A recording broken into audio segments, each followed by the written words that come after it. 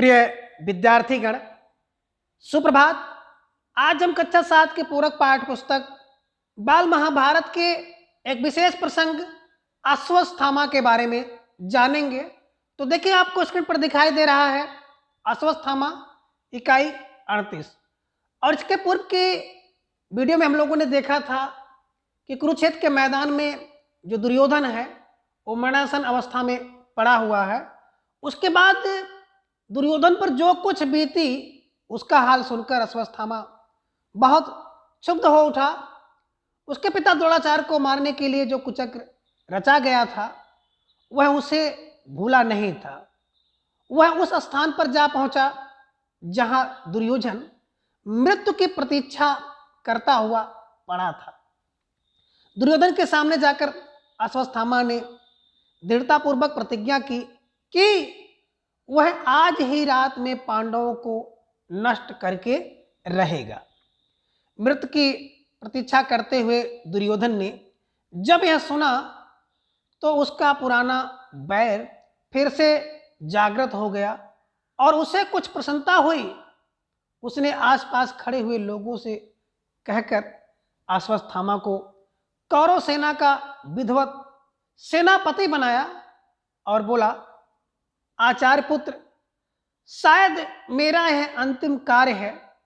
शायद आप ही मुझे शांति दिला सके।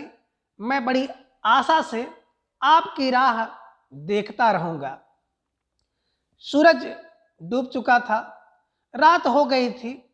एक बड़े बरगद के पेड़ के नीचे अश्वत्थामा, कृपाचार्य और कृतवर्मा रात बिताने की गरज से ठहरे।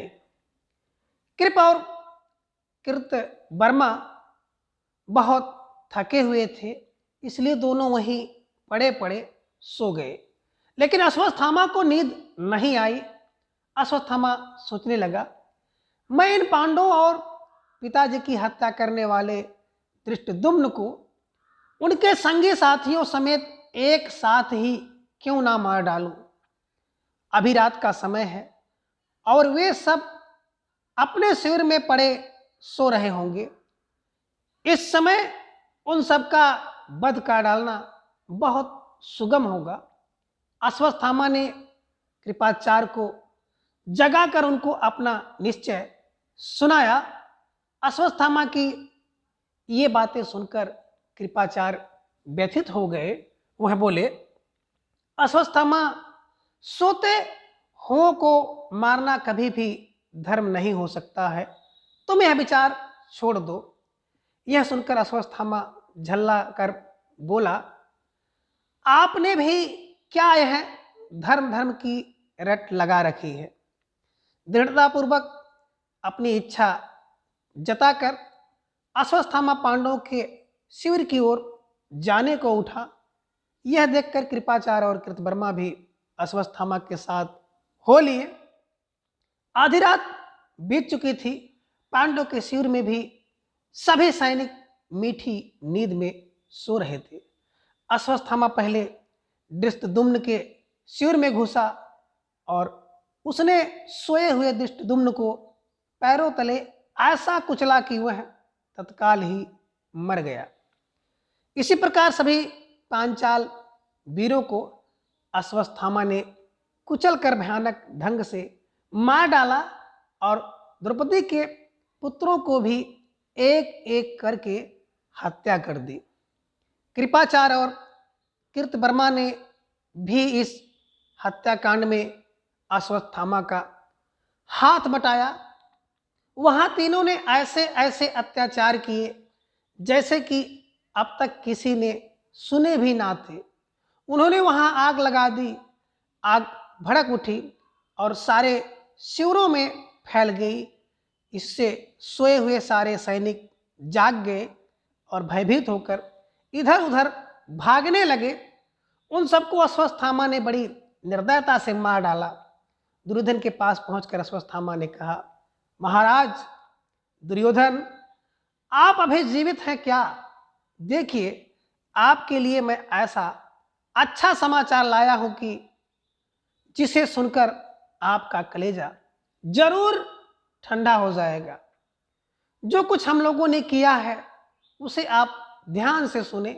सारे पांचाल खत्म कर दिए गए हैं, पांडव के भी सारे पुत्र मारे गए हैं, पांडव की सारी सेना का हमने सोते में ही सर्वनाश कर दिया। पांडव के पक्ष में अब केवल 7 ही व्यक्ति जीवित बच गए हैं। हमारे पक्ष में कृपाचार्य, कृतवर्मा और मैं 3 ही रह गए हैं। यह सुनकर दुर्योधन बहुत प्रसन्न हुआ और बोला, गुरु भाई अश्वत्थामा, आपने मेरी खातिर वह काम किया जो ना भीष्म पितामह से हुआ और ना जिसे महावीर कर्ण ही कर सके। इतना कहकर दुर्योधन ने अपने प्राण त्याग दिए। द्रौपदी की दयनीय अवस्था की क्या कहें। युधिष्ठिर के पास आकर वह कातर स्वर में पुकार उठी, क्या इस पापी अश्वत्थामा से बदला लेने वाला हमारे यहाँ कोई नहीं रहा है? शोक विह्वल द्रौपदी की हालत देखकर 5 पांडव अश्वत्थामा की खोज में निकले। ढूंढते ढूंढते आखिर उन्होंने गंगा नदी के तट पर छिपे हुए अश्वत्थामा का पता लगा ही लिया। अश्वत्थामा और भीमसेन में युद्ध छिड़ गया, लेकिन अंत में अश्वत्थामा हार गया। पांडव वंश का नामो निशान तक मिट गया होता, लेकिन उत्तरा के गर्भ की रक्षा हो गई। समय पर उत्तरा ने परीक्षित को जन्म दिया। यही परीक्षित पांडवों के वंश का एकमात्र चिन्ह रह गया था। हस्तिनापुर का सारा नगर निसहाय स्त्रियों और अनाथ बच्चों के रोने कल्पने के हृदय विदारक शब्दों से गूंज उठा। युद्ध समाप्त होने का समाचार पाकर हजारों निसहाय स्त्रियों को लेकर वृद्ध महाराज धृतराष्ट्र कुरुक्षेत्र की समर भूमि में गए, जहां एक ही वंश के बंधु बांधवों ने एक दूसरे से भयानक युद्ध करके अपने ही कुल का सर्वनाश कर डाला था।